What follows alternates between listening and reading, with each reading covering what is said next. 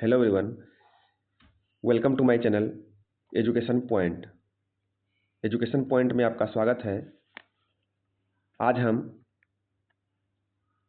RRB group D exam जो हुआ है 2025-26 में उसका एनालिसिस करवा रहे हैं। इसका हमने 27/11 का पिछले वीडियो में करवा चुका है ऑल शिफ्ट का। आज हम 28/11/2025 का तीनों शिफ्ट में जो जीके जीएस एवं करंट अफेयर्स का क्वेश्चन पूछा गया है उनका हम क्विकली रिवीजन करेंगे। रेलवे में आयोजित होने वाले सभी एग्जाम के लिए जो है ये बहुत ही महत्वपूर्ण होगा और पूछे हुए प्रश्न जो है क्वेश्चन बैंक से ज़्यादा रिपीटेड होते हैं और एक आइडिया लग जाता है कि हमें इस टाइप का प्रश्न पूछा जा रहा है। तो चलिए स्टार्ट करते हैं।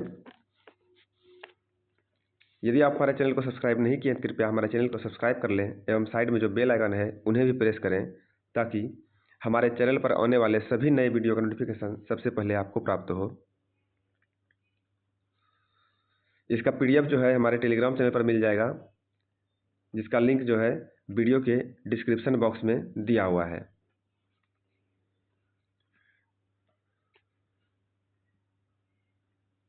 ये है 28/11/2025 का फर्स्ट शिफ्ट का प्रश्न है। न्यूटन के गति के प्रथम नियम को निम्न में से किसका नियम भी कहा जाता है? न्यूटन गति के प्रथम नियम को जो है निम्न में से किसका नियम भी कहा जाता है? इन्हें जो है जड़त्व का नियम भी कहा जाता है। न्यूटन गति के प्रथम नियम को जो है जड़त्व का नियम भी कहा जाता है। ऑप्शन ए इसका राइट आंसर है।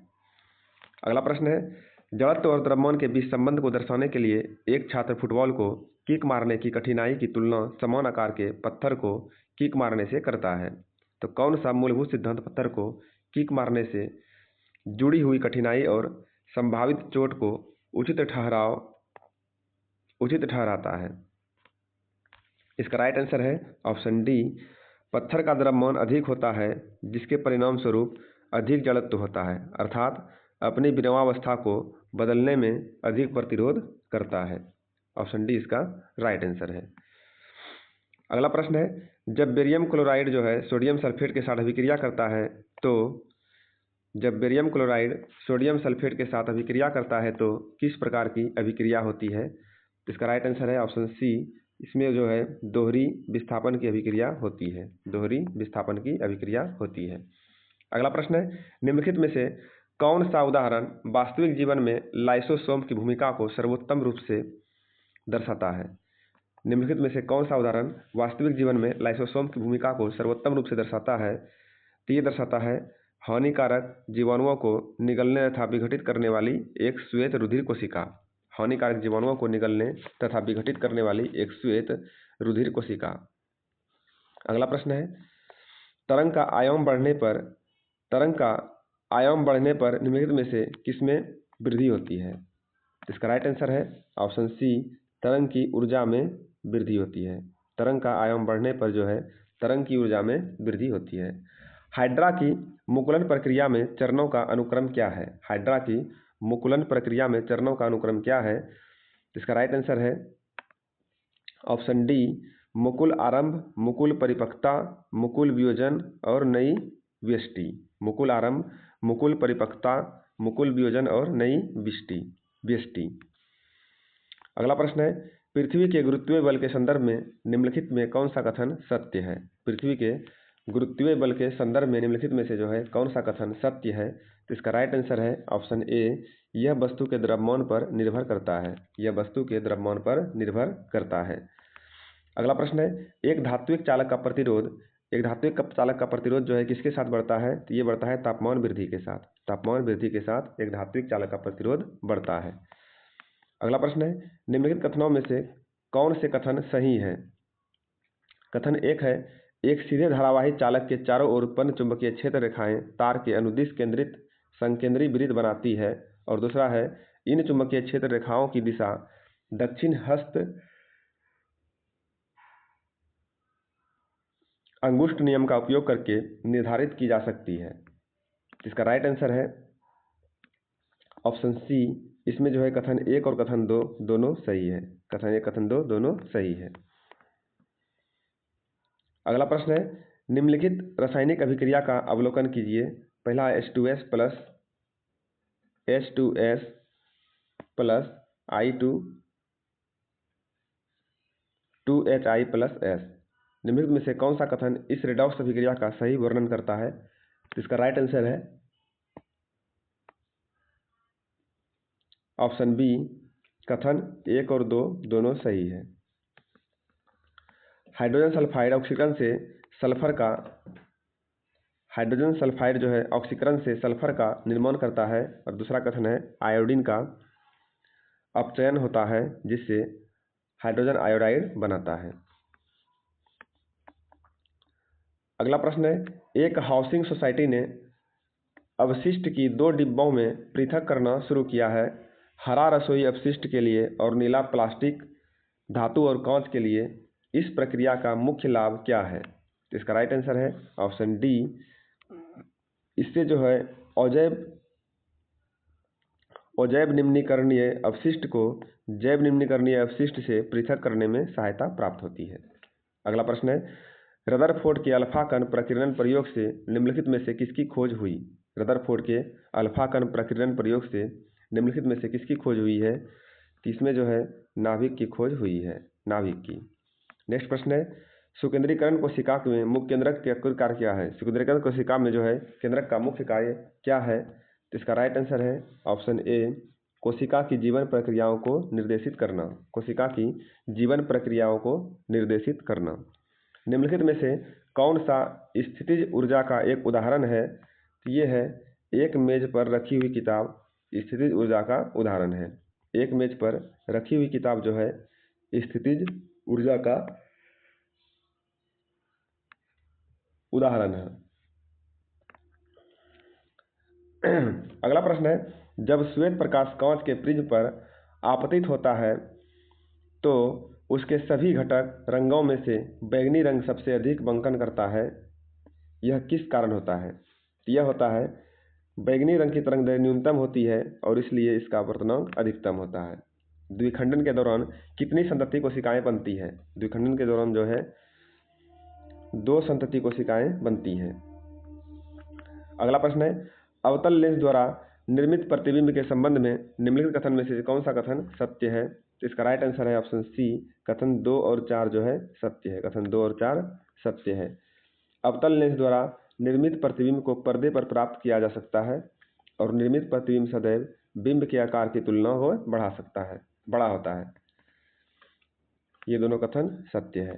अगला प्रश्न है, पौधे की कोशिकाओं में सूजन या सिकुड़न की प्रक्रिया जिसके कारण आकार और गति में परिवर्तन होता है, सीधे तौर पर किस कारक के कारण होती है?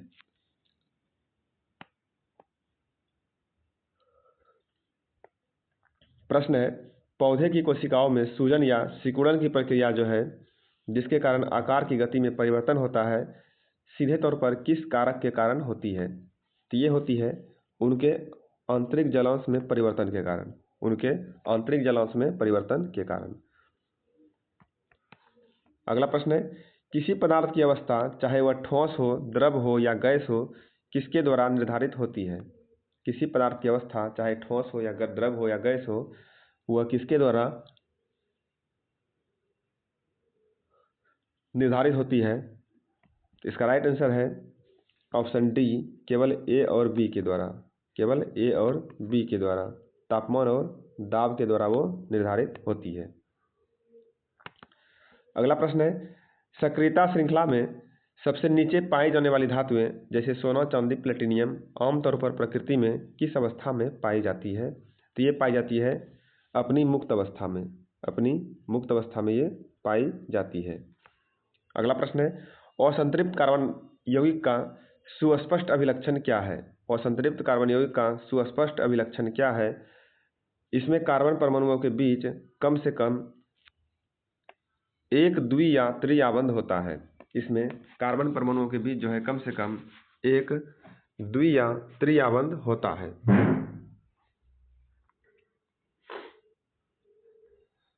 अगला प्रश्न है, निम्नलिखित अंगों में से कौन सा अंग वृद्धि हार्मोन मोचन का कारक को विमोचित करता है, जो वृद्धि हार्मोन विमोचित करने के लिए पीयूष ग्रंथि को उद्दीपित करता है। तो इसका राइट आंसर है ऑप्शन ए,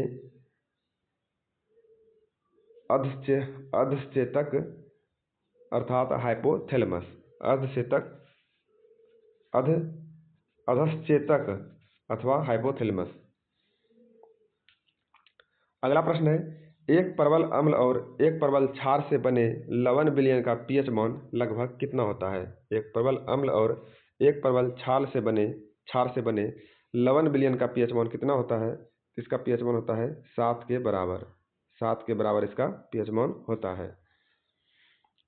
अगला प्रश्न है, एक छात्र परागन से पहले पुष्प की वर्तिका काट देता है, तो सबसे अधिक संभावित परिणाम क्या होगा?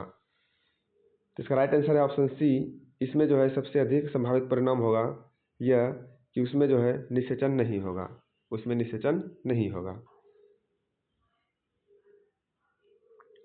अगला प्रश्न है, निम्नलिखित में से कौन सा क्रियाकलाप द्रव के कणों के बीच रिक्त स्थान की उपस्थिति को प्रदर्शित करता है? निम्नलिखित में से कौन सा क्रियाकलाप द्रव के कणों के बीच रिक्त स्थानों की उपस्थिति को प्रदर्शित करता है?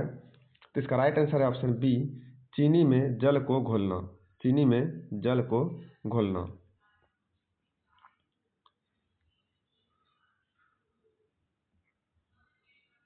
अगला प्रश्न है, 2025 में जो है चर्चा में रहने वाली अंतर सरकारी संस्था RIMES का पूर्ण रूप क्या है?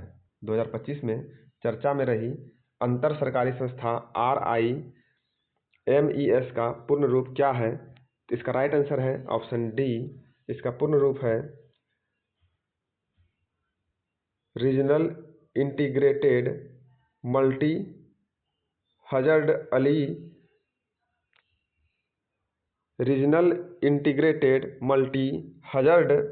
अर्ली वार्निंग सिस्टम, RIMS का पूर्ण रूप है। अगला प्रश्न है, जनवरी 2025 में प्रकाशित पुस्तक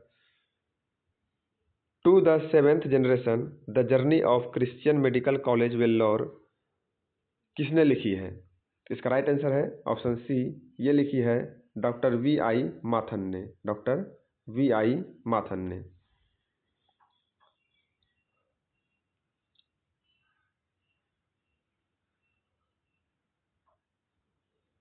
अगला प्रश्न है, जुलाई 2025 में लोकसभा अध्यक्ष श्री ओम बिरला द्वारा भारतीय राज्यों और केंद्र शासित प्रदेशों के शहरी स्थानीय निकाय अध्यक्षों के पहले राष्ट्रीय सम्मेलन का उद्घाटन कहाँ किया गया था? जुलाई 2025 में लोकसभा अध्यक्ष श्री ओम बिरला द्वारा भारतीय राज्यों और केंद्र शासित प्रदेशों के शहरी स्थानीय निकाय अध्यक्षों के पहले राष्ट्रीय सम्मेलन का उद्घाटन कहाँ किया गया था? तो ये किया गया था हरियाणा के गुरुग्राम में। अगला प्रश्न है, 16 जुलाई 2025 को भारत ने भारतीय सेना के लिए किस नाम की आकाश हथियार प्रणाली के उन्नत संस्करण का उपयोग करके लद्दाख में उच्च उन्नतांश पर 2 हवाई उच्च गति वाले मानव रहित लक्ष्यों को सफलतापूर्वक नष्ट करके एक बड़ी उपलब्धि हासिल की है? तो इसका राइट आंसर है ऑप्शन ए, आकाश प्राइम। अगला प्रश्न है, 1 मई 2025 से भारतीय रिजर्व बैंक ने हितधारकों को निम्नलिखित में से किस पोर्टल का उपयोग करना अनिवार्य कर दिया है? 1 मई 2025 से भारतीय रिजर्व बैंक ने हितधारकों को निम्नलिखित में से किस पोर्टल का उपयोग करना अनिवार्य कर दिया है? इसका राइट आंसर है ऑप्शन ए, ये किया है प्रवाह पोर्टल को जो है उपयोग करना अनिवार्य कर दिया है। अगला प्रश्न है, निम्नलिखित में से किस बीमा कंपनी ने 22 सितंबर 2025 से सभी बीमा उत्पादों पर संशोधित GST ढांचे को अपनाने की घोषणा की है? तो ये किया है HDFC life insurance company limited. अगला प्रश्न है, फरवरी 2025 में जारी वर्ष 2024 के लिए भ्रष्टाचार बोध सूचकांक में भारत का समग्र स्कोर कितना था? तो भारत का समग्र स्कोर में था 38। जून 2025 में 51वां G7 शिखर सम्मेलन किस देश में आयोजित किया गया था? तो ये आयोजित किया गया था कनाडा में।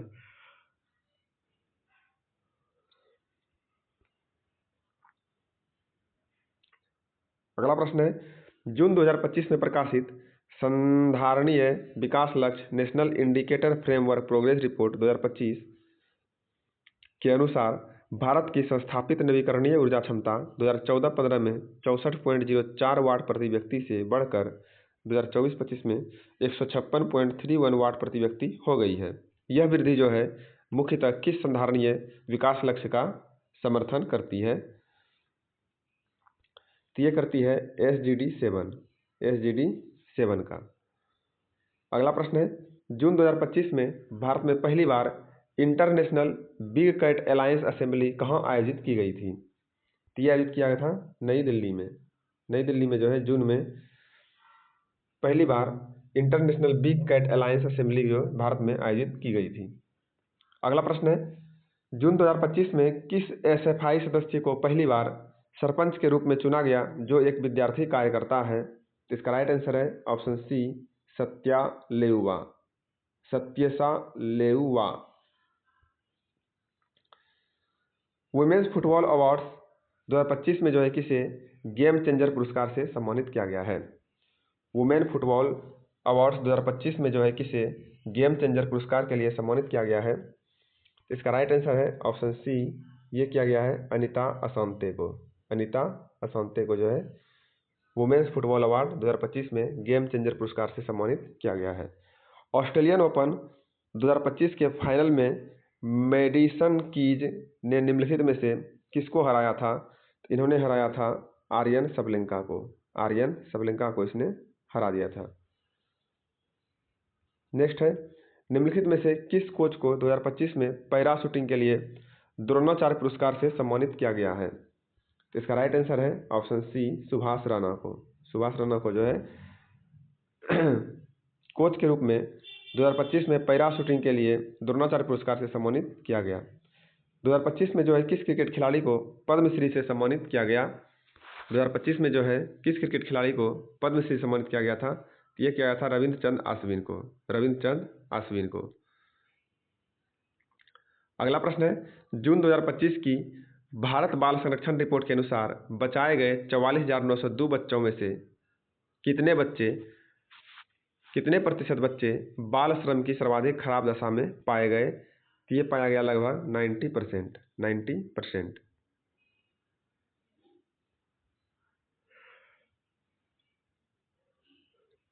मई 2025 में किस राज्य या केंद्र शासित प्रदेश सरकार ने वायु प्रदूषण से निपटने के लिए 3.21 करोड़ रुपये के परिपक्व परिव्यय के 5 क्लाउड सीडिंग परीक्षणों को मंजूरी दी है?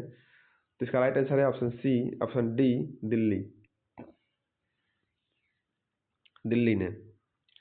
नेक्स्ट प्रश्न है, किस योजना के डीप टेक वर्टिकल ने 2025 के मध्य तक 9 प्रोजेक्ट शुरू किए हैं जिनमें उद्योग DRDO के उद्योग अकादमिक उत्कृष्टता केंद्रों के माध्यम से एक दूसरे का सहयोग कर रहे हैं?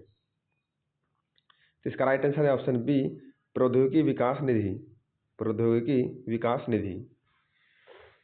अगला प्रश्न है, निम्नलिखित में से किस एयरलाइंस ने पावर क्रिएटर अवार्ड्स 2025 की मेजबानी की है? तो ये क्या है एयर इंडिया ने जो है पावर क्रिएटर अवार्ड 2025 की मेजबानी की है। पहला सूर्या VHF रडार भारतीय वायुसेना ने को कब सौंपा गया था? तो इन्हें सौंपा गया था मार्च 2025 में। पहला शिफ्ट का मेरा ये प्रश्न समाप्त होता है। अब देखते हैं अगले शिफ्ट में 28/11/2025 का दूसरे शिफ्ट का प्रश्न है कि पौधे में वृद्धि केवल विशिष्ट क्षेत्रों में ही क्यों होती है? पौधे में वृद्धि केवल विशिष्ट क्षेत्रों में ही क्यों होती है? क्योंकि मेरिस्टेमेटिक उत्तक केवल विशिष्ट क्षेत्रों में ही स्थित होती है। मेरिस्टेमेटिक उत्तक केवल विशिष्ट क्षेत्रों में ही स्थित होता है। पादप कोशिका भित्ति मुख्य रूप से किससे बनी होती है? तो पादप कोशिका भित्ति जो है मुख्य रूप से सेल्यूलोज से बनी होती है। पादप कोशिका भित्ति मुख्य रूप से सेल्यूलोज से बनी होती है। अगला प्रश्न है, निम्नलिखित में से कौन सी धातु आसवन द्वारा शुद्ध की जाती है? आसवन द्वारा शुद्ध करने वाली धातु है जस्ता। जस्ता को आसवन विधि द्वारा शुद्ध किया जाता है।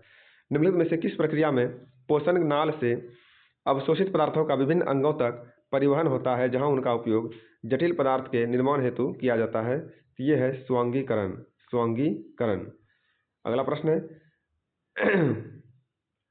एथेनॉल को सांद्र सल्फ्यूरिक अम्ल की अधिकता में 443 केल्विन पर गर्म करने पर एथीन प्राप्त होता है और होने वाला रासायनिक परिवर्तन क्या होगा? तो ये होगा निर्जलीकरण। निर्जलीकरण। अगला प्रश्न है 15 ओम और 5 ओम के दो प्रतिरोधक 12 वोल्ट बैटरी के साथ श्रेणी क्रम में जुड़े हुए हैं, तो परिपथ में कितनी धारा प्रवाहित होगी? इसका राइट आंसर है ऑप्शन बी 0.6 एम्पियर। क्या होता है जब एक पेंडुलम बॉब अपनी औसत स्थिति से चरम स्थिति तक झूलता है? तो इसका राइट आंसर है ऑप्शन सी। इसमें जो है स्थितिज ऊर्जा बढ़ती है और गतिज ऊर्जा घटती है। स्थितिज ऊर्जा बढ़ती है और गतिज ऊर्जा घटती है। प्रजनन स्वास्थ्य में गर्भ निरोध का क्या उद्देश्य है? प्रजनन स्वास्थ्य में गर्भ निरोध का क्या उद्देश्य है? तो इसका राइट आंसर है ऑप्शन सी अनियोजित गर्भधारण को रोकना। अनियोजित गर्भधारण को रोकना। अगला प्रश्न है हवा से तिरछी दिशा में चलकर कांच के एक स्लैब पर पड़ने वाली प्रकाश की किरण पर विचार करें और बताएं निम्नलिखित में से कौन सा कथन सत्य है? तो इसका राइट आंसर है ऑप्शन 3 और ऑप्शन बी 3 और 4 जो है दोनों कथन सत्य है। जैसे ही प्रकाश की किरण वायु से कांच में प्रवेश करती है तो प्रकाश की चाल कम हो जाती है। दूसरा है आपतित किरण और निर्गत किरण एक दूसरे के समानांतर होती है। ये दोनों जो है कथन सत्य है। अगला प्रश्न है अभिकथन और कारण नामक निम्नलिखित में से दो कथनों के संदर्भ में सही विकल्प का चयन करें। इसका है अभिकथन कि ध्वनि तरंगे अयांत्रिक तरंगे हैं और कारण है ध्वनि तरंगों को संचरण के लिए एक भौतिक माध्यम की आवश्यकता होती है। इसका राइट आंसर है ऑप्शन बी अभिकथन असत्य है लेकिन कारण सत्य है। अभिकथन जो है असत्य है लेकिन कारण जो है ये ध्वनि तरंगों संचरण के लिए एक भौतिक माध्यम की आवश्यकता होती है, ये सत्य है। एक मुर्गी पालक ऐसे पक्षी चाहता है जो कम चारा खाए, ज़्यादा गर्मी सहन कर सके और अच्छी गुणवत्ता वाले चूजे पैदा करे। उसे कौन सी रणनीति अपनानी चाहिए? उसे अपनानी चाहिए विदेशी और स्थानीय मुर्गी पालन का संस्करण। उसे अपनानी चाहिए विदेशी और स्थानीय मुर्गी पालन का संकरण।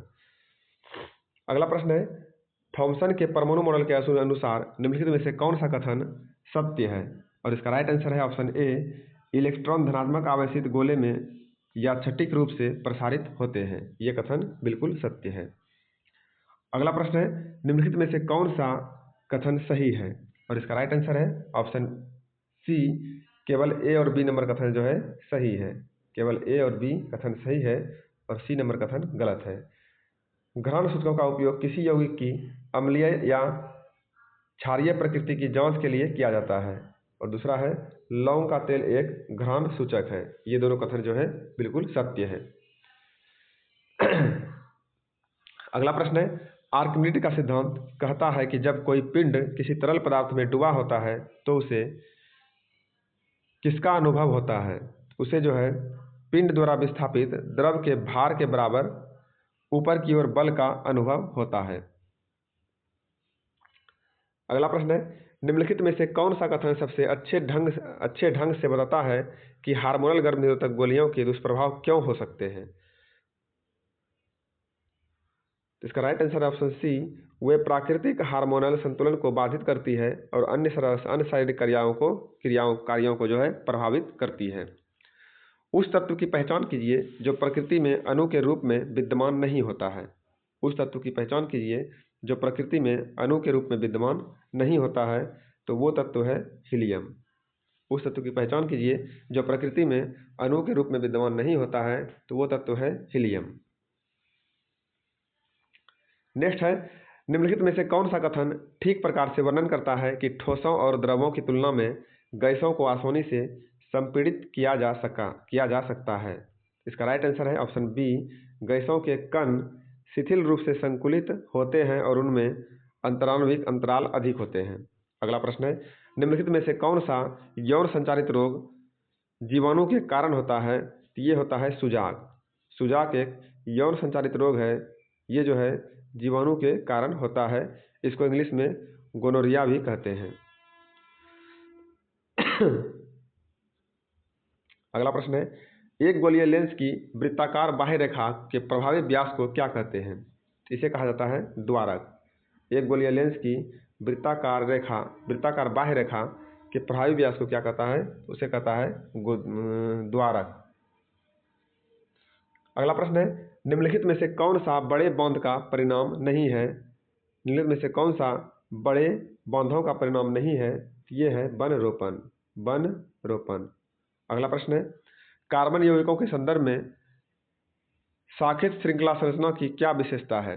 कार्बन यौगिकों के संदर्भ में शाखित श्रृंखला संरचना की क्या विशेषता है? तो इसका राइट आंसर है ऑप्शन डी, कार्बन परमाणु मुख्य कार्बन श्रृंखला से जुड़े होते हैं और पार्श्व समूह बनाते हैं।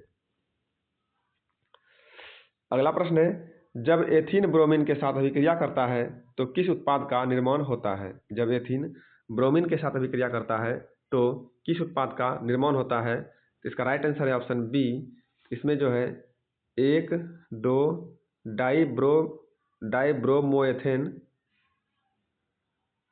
का निर्माण होता है।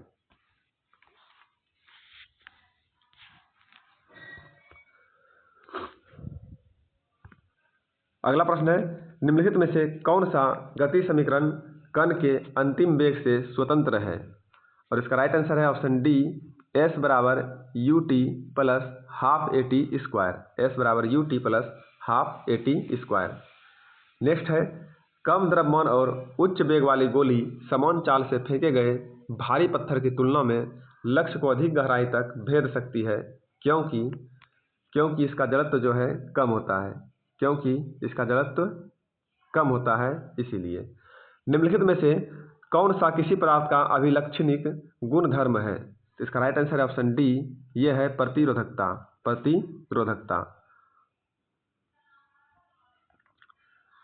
मार्च 2025 में जारी वर्ल्ड हैप्पीनेस रिपोर्ट 2025 के अनुसार निम्नलिखित में से कौन सा देश दुनिया का सबसे खुशहाल देश है? तो इसका राइट आंसर है ऑप्शन बी, ये है फिनलैंड।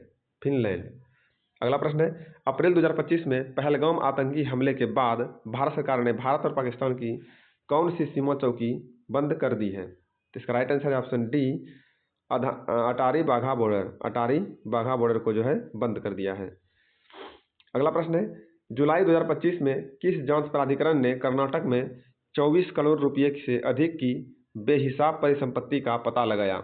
जुलाई 2025 में किस जांच प्राधिकरण ने कर्नाटक में 24 करोड़ रुपये से अधिक की बेहिसाब परिसंपत्ति का पता लगाया? तो ये लगाया कर्नाटक लोकायुक्त ने लगाया है।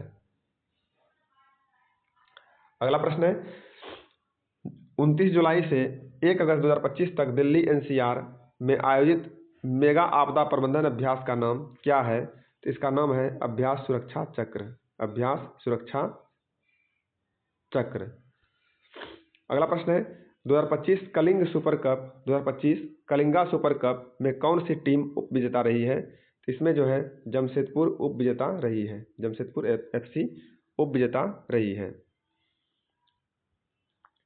नेक्स्ट है, 1 जनवरी 2025 को केंद्रीय मंत्री डॉक्टर जितेंद्र सिंह द्वारा बताए गए के अनुसार भारत के जैव प्रौद्योगिकी क्षेत्र में असाधारण रूप से वृद्धि हुई है, जो 2014 में $10 बिलियन के उद्योग से बढ़कर 2024 में कितना से अधिक हो गई है?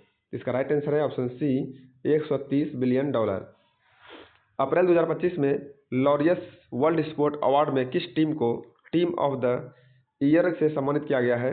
ये सम्मानित किया गया है रियल मैड्रिड को सम्मानित किया गया है। अगला प्रश्न है, जून 2025 में अधिसूचित कॉर्पोरेट बीमा के लिए भारत का अपनी तरह का पहला प्रीमियम फाइनेंसिंग सॉल्यूशन निम्नलिखित में से किसके द्वारा लॉन्च किया गया? तो ये लॉन्च किया गया बीमापे फिनश्योर के द्वारा लॉन्च किया गया।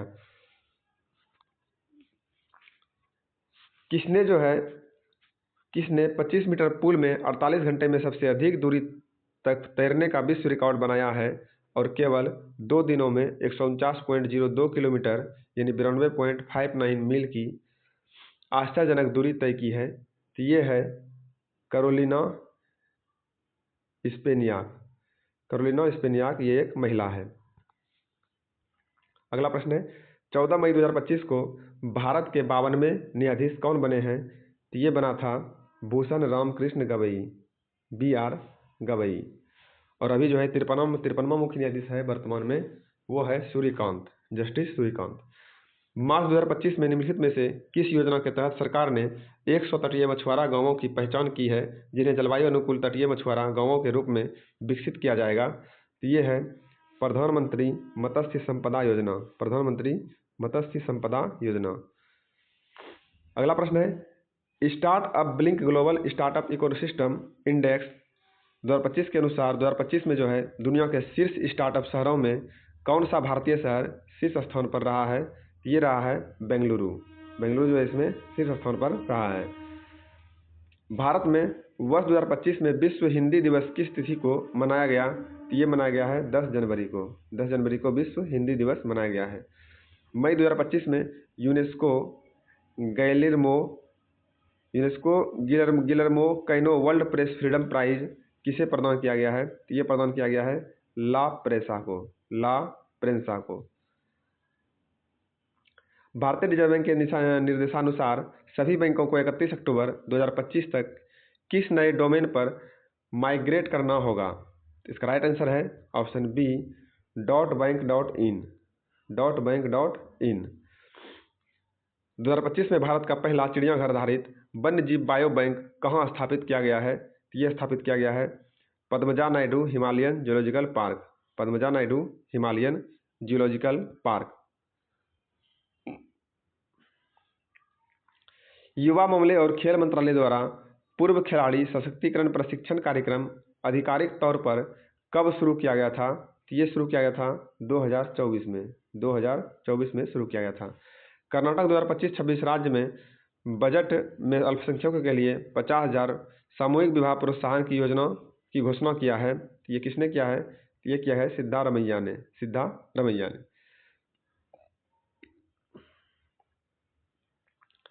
2025 में लखनऊ में एक अत्याधुनिक स्वचालित स्वास्थ्य देखभाल मशीन बुनियादी परीक्षण और निदान के लिए एक स्व सेवा डिजिटल स्वास्थ्य कियोस्क स्थापित किया गया। इसे क्या कहा जाता है? इसे कहा जाता है हेल्थ एटीएम के नाम से इसे जाना जाता है। जून 2025 में केंद्रीय जनजातीय मामलों के मंत्रालय द्वारा शुरू की गई पहल का नाम क्या है, जिसका उद्देश्य समर्पित कार्यान्वयनकर्ताओं की एक नई पीढ़ी को प्रशिक्षित और प्रेरित करके जनजातीय कल्याण योजनाओं के विवरण को सुदृढ़ करना है? इसका राइट आंसर है ऑप्शन बी आदि कर्मयोगी। ये हमारा दूसरे शिफ्ट का लास्ट प्रश्न था। अब देखते हैं तीसरे शिफ्ट का प्रश्न। आणविक द्रव्यमान की गणना कैसे की जाती है? आणविक द्रव्यमान की गणना की जाती है अणु में परमाणुओं के सभी परमाणु द्रव्यमानों को जोड़कर, जो है आणविक द्रव्यमान की गणना की जाती है। लवण जल से सोडियम हाइड्रोक्साइड तैयार करने के लिए किस प्रक्रिया का उपयोग किया जाता है? इसमें जो है लवण जल विद्युत अपघटन प्रक्रिया का उपयोग किया जाता है। अगला प्रश्न है एक आयताकार कांच की पट्टी को दो समानांतर विपरीत फलकों से प्रकाश गुजरने के बाद आपतित किरण और निर्गत किरण के बीच का संबंध क्या होता है? तो इसका राइट आंसर है ऑप्शन ए निर्गत किरण जो है आपतित किरण की दिशा के समानांतर होती है, लेकिन थोड़ी सी साइड की ओर स्थानांतरित होती है। अगला प्रश्न है निम्नलिखित में से जो है कौन सा कथन गोलीय दर्पण के मुख्य अक्ष के संबंध में सत्य नहीं है? और इसका राइट आंसर है ऑप्शन डी 3 और 4 नंबर कथन जो है सत्य नहीं है। मुख्य अक्ष के समानांतर एक किरण दर्पण से परावर्तन के पश्चात दर्पण के वक्रता केंद्र से होकर गुजरती है, ये सत्य नहीं है, ये बिल्कुल असत्य है। और चौथा है गोलीय दर्पण का फोकस उसके मुख्य अक्ष पर नहीं होता है, ये भी असत्य है। अगला प्रश्न है मरीज के दिल की धड़कन की आवाज़ छाती से स्टेथोस्कोप के माध्यम से डॉक्टर के कान तक कैसे पहुंचती है? तो ये पहुंचती है ध्वनि के बहुप्रावर्तन के द्वारा। निम्नलिखित में से कौन सा कथन सही ढंग से वर्णन करता है कि दो बिंदुओं के बीच विभवांतर की गणना कैसे की जाती है? इसका राइट आंसर है ऑप्शन सी विभवांतर बराबर किया गया कार्य बटे अवशेष, विभवांतर द्वारा किया गया कार्य बटे आवेश। अगला प्रश्न है जिस प्रकार न्यूटन का संबंध जो है भार से है, उसी प्रकार किसका संबंध दाब से है? तो दाब का संबंध है पास्कल से, पास्कल का संबंध जो है दाब से है। जिस प्रकार न्यूटन का संबंध भार से, उसी प्रकार पास्कल का संबंध है दाब से। निम्नलिखित में से किस धात्विक ऑक्साइड को केवल गर्म करके धातु में अपचयित किया जा सकता है? तो इसका राइट आंसर है ऑप्शन बी, मर्क्यूरिक ऑक्साइड। अगला प्रश्न है, जब ठोस लेड नाइट्रेट को गर्म किया जाता है तो एक पीला अपशिष्ट रह जाता है और दो गैसें निकलती है, एक लाल भूरे रंग की होती है तथा दूसरी दहन में सहायक होती है। तो कौन सी गैसें निकलती है? तो इसका राइट आंसर है ऑप्शन ए, नाइट्रोजन डाइऑक्साइड और ऑक्सीजन। निम्नलिखित में से कौन सा विभाज्योतक प्ररोहों और मूलों के सिरों पर लंबाई में वृद्धि के लिए उत्तरदायी है? इसका राइट आंसर है ऑप्शन सी, शीर्षस्थ विभज्योतक। अगला प्रश्न है, निम्नलिखित में से कौन सी गर्भ निरोधक विधि नहीं है? इसका राइट आंसर है ऑप्शन ए, गर्भ का गर्भपात जो है गर्भ निरोधक विधि नहीं है। अगला प्रश्न है, कोशिका आकार के संबंध में निम्नलिखित में से कौन सा कथन सही है? इसमें जो है सही कथन है, कोशिका का आकार उसके कार्य से संबंधित होता है, जीव के आकार से संबंधित नहीं होता है। एक बर्तन में भरा तरल पदार्थ समान ऊंचाई पर डैश दाब डालता है। तो इसका राइट आंसर है ऑप्शन सी, पात्र की सभी दिशाओं के समान रूप से दाब डालता है। अगला प्रश्न है, किसी वस्तु की प्रारंभिक और अंतिम स्थिति के बीच की सबसे छोटी दूरी को क्या कहा जाता है? इसे कहा जाता है विस्थापन कहा जाता है। नेक्स्ट प्रश्न है, मधुमक्खी के सामान्य नाम को उसके वैज्ञानिक नाम के सुमेलित कीजिए। और इसका राइट आंसर है ऑप्शन बी, 1 का बी, 2 का सी, 3 का डी, 4 का ए, यानी BCDA, BCD और ए। भारतीय मधुमक्खी का जो वैज्ञानिक नाम है एपिस सेराना इंडिका। शैल मधुमक्खी का वैज्ञानिक नाम है एपिस डोरसेटा और लिटिल मधुमक्खी का वैज्ञानिक नाम है एपिस फ्लोरी। इटालियन मधुमक्खी का वैज्ञानिक नाम है एपिस मेलिफेरा। अगला प्रश्न है,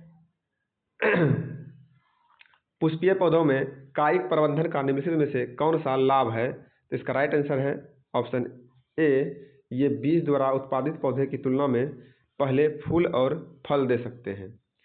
लोहे के संक्षारण को रोकने के लिए सामान्यतः किस विधि का उपयोग किया जाता है? तो लोहे के संक्षारण को रोकने के लिए जो है धातु पर पेंट या तेल का विलेपन करना, इस विधि का उपयोग किया जाता है। अगला प्रश्न है, मेंडल के प्रयोग में जब उन्हें एक लंबे और एक बौने मटर पौधे का संकरण किया गया तो F1 पीढ़ी में उन्होंने क्या देखा? तो उन्होंने देखा सभी लंबे थे। अगला प्रश्न है, एक व्यक्ति एक विशाल स्थिर वस्तु को बल F से धक्का देता है तो वस्तु F बल से प्रतिकर्षण करती है। यदि प्रतिक्रिया बल समान और विपरीत हो, जैसा कि तृतीय नियम द्वारा सुझाया गया है, तो वस्तु त्वरित क्यों नहीं होती? इसका राइट आंसर है ऑप्शन बी, क्रिया और प्रतिक्रिया बल जो है अलग अलग वस्तुओं पर कार्य करते हैं, लेकिन स्थिर वस्तु पर स्थैतिक घर्षण लागू आकर्षण बल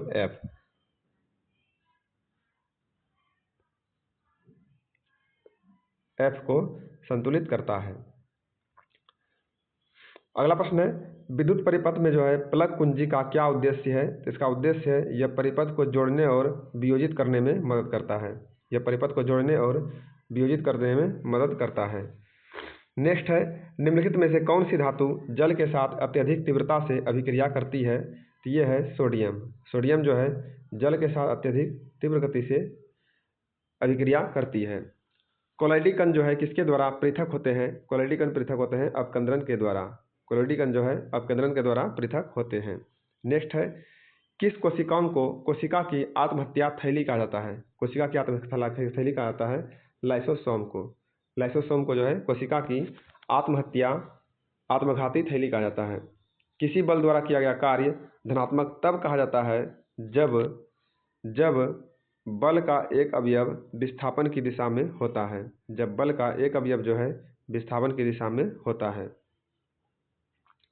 कोशिका अगला प्रश्न है, वायुमंडल के उच्च स्तर पर निम्नलिखित में से कौन पृथ्वी की सतह को पराबैंगनी विकिरण से परिरक्षित करता है? तो इसका राइट आंसर है ऑप्शन बी, ये है ओजोन। ओजोन। चलते हैं हम जनरल अवेयरनेस और करंट अफेयर्स की ओर।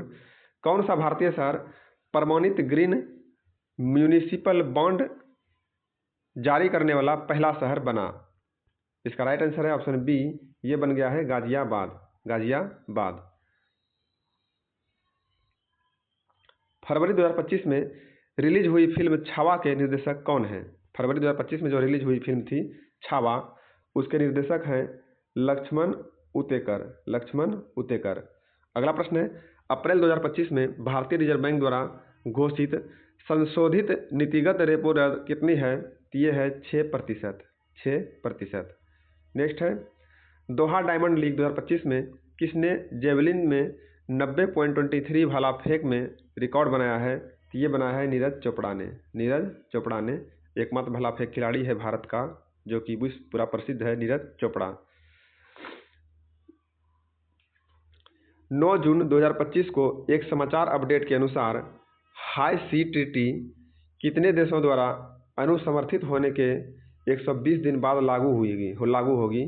तो ये होगी 60 दिन। 60 देशों द्वारा।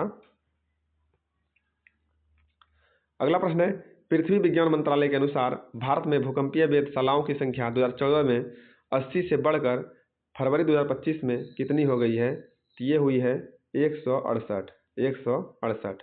नेक्स्ट है, वेव्स 2025 के दौरान ओडिशा के मुख्यमंत्री ने भारत के स्वदेशी खेलों को वैश्विक मान्यता मिलने का जिक्र किया। यह बयान किस शिखर सम्मेलन में दिया गया था? तो ये दिया गया था world audio visual and entertainment summit में। नेक्स्ट प्रश्न है, 2025 में कौन सा पुरुष फील्ड एथलीट हुसैन बोल्ट के साथ Laureus sportsman of the year के एकमात्र ट्रैक एंड फील्ड विजेता के रूप में शामिल हुआ है? तो ये शामिल हुआ है मोंडो डुप्लांटिस। Mondo Duplantis. अगला प्रश्न है, रायसीना डायलॉग 2025 में लॉन्च की गई कौन सी पुस्तक अस्थायी जल प्रबंधन के लिए बाजार आधारित तंत्र के रूप में जल क्रेडिट पर केंद्रित है? और इसका राइट आंसर है ऑप्शन बी, ये है trending blue gold, A blueprint for water credit valuation in India. अगला प्रश्न है, 17 जून 2025 को घोषित निम्नलिखित में से किस संस्थान ने कैंसर के इलाज के लिए कमरे के तापमान पर नैनो कप मॉर्फोलॉजी के साथ पीई जाइलेटेड सेमी सेल्स के फैब्रिकेट हेतु एक नवीन एक चरणीय कोलॉइड संश्लेषित विधि विकसित की है? तो ये क्या है? Institute of nano science and technology Mohali. अगला प्रश्न है, केंद्रीय बजट 2025-26 के अनुसार भारत की पांडुलिपि धरोहर के डिजिटलीकरण के लिए और संरक्षित हेतु कौन सा मिशन शुरू किया है? इन्होंने जो है ज्ञान भारतम मिशन को शुरू किया है। ज्ञान भारतम मिशन। समन्वित ड्रोन झंडों द्वारा उत्पन्न खतरों को बेअसर करने के लिए अभियंत्रित उस हथियार प्रणाली का नाम क्या है जिसे मई 2025 में solar defence and aerospace limited द्वारा सफलतापूर्वक विकसित और परीक्षण किया गया था? तो उसका नाम है भार्गवास्त्र। भार्गवास्त्र जो है उसका नाम है।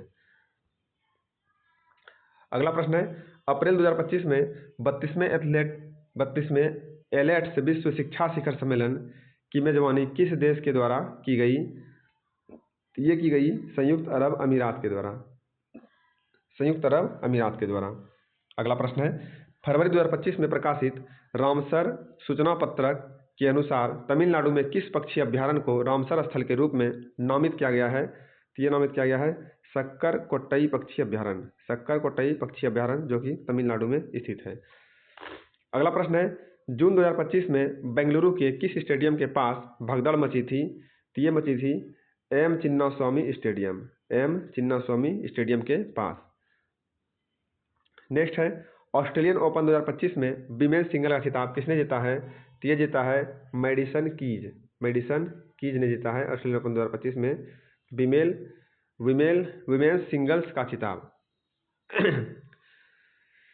सितंबर 2025 में किस क्षेत्र ने सुरक्षा बढ़ाने के लिए प्रत्येक जिले में एक समर्पित महिला पुलिस स्टेशन स्थापित करने की योजना बनाई है? तो ये बनाई है दिल्ली के 15 जिलों में से प्रत्येक में। दिल्ली के 15 जिलों में से प्रत्येक। नेक्स्ट है, जुलाई 2025 में भारत के निम्नलिखित में से किस राज्य ने मच्छरों की आबादी को अधिक कुशलतापूर्वक और सुरक्षित रूप से ट्रैक एवं नियंत्रित करने के लिए smart mosquito surveillance system launch की है? ये लॉन्च किया है आंध्र प्रदेश ने। आंध्र प्रदेश ने 24 मई 2025 को नई दिल्ली में नीति आयोग की 10वीं गवर्निंग काउंसिल बैठक की अध्यक्षता किसने की है? तो ये किया है श्री नरेंद्र मोदी ने। श्री नरेंद्र मोदी ने। इस सेट का हमारा लास्ट प्रश्न है, कर्नाटक संशोधन विधेयक 2025 में किस प्रथा के लिए वास्तविक बाल विवाह होने से पहले ही दंड का प्रस्ताव किया गया है? तो ये किया गया है नाबालिग की सगाई। नाबालिग की सगाई। इस तरह से हमारा ये 28 तारीख का तीनों शिफ्ट में जो general science, current affairs, GK GS का प्रश्न पूछा गया था उनका फुल रिवीजन हमने करा दिया है। मिलते हैं अगले वीडियो में, तब तक के लिए धन्यवाद।